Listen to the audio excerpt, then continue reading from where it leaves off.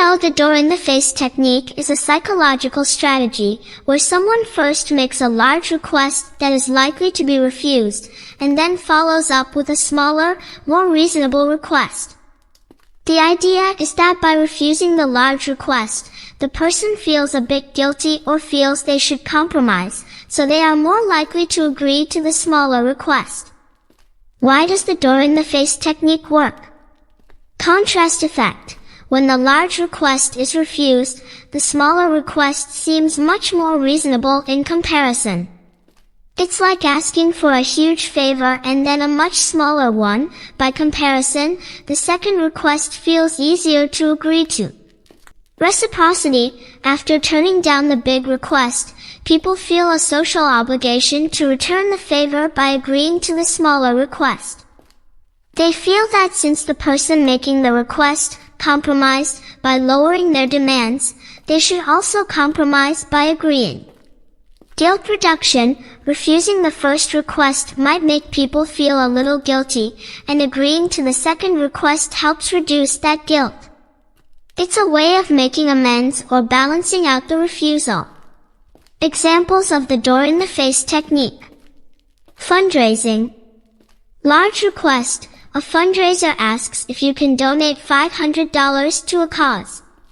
Smaller request. After you say no, they ask if you could donate $20 instead. The second request feels much more manageable, so you're more likely to agree. Chores at home. Large request. A teenager asks their parent if they can stay out all night at a friend's party. Smaller request. When the parent says no, the teenager then asks if they can stay out until midnight instead. The parent is more likely to agree to the midnight request because it seems more reasonable. Negotiations.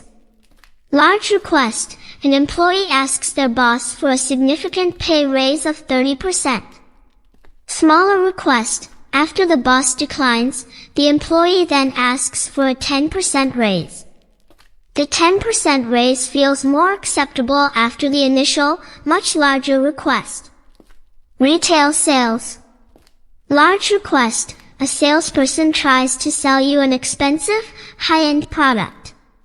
Smaller request. After you decline, they offer a more affordable, mid-range option.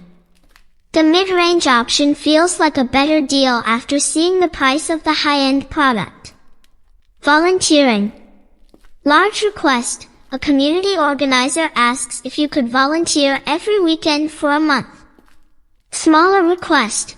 When you refuse, they ask if you could volunteer just this weekend. The single weekend commitment feels much more reasonable in comparison. The door-in-the-face technique works because it plays on our natural tendencies to seek balance, compromise, and fairness in our interactions.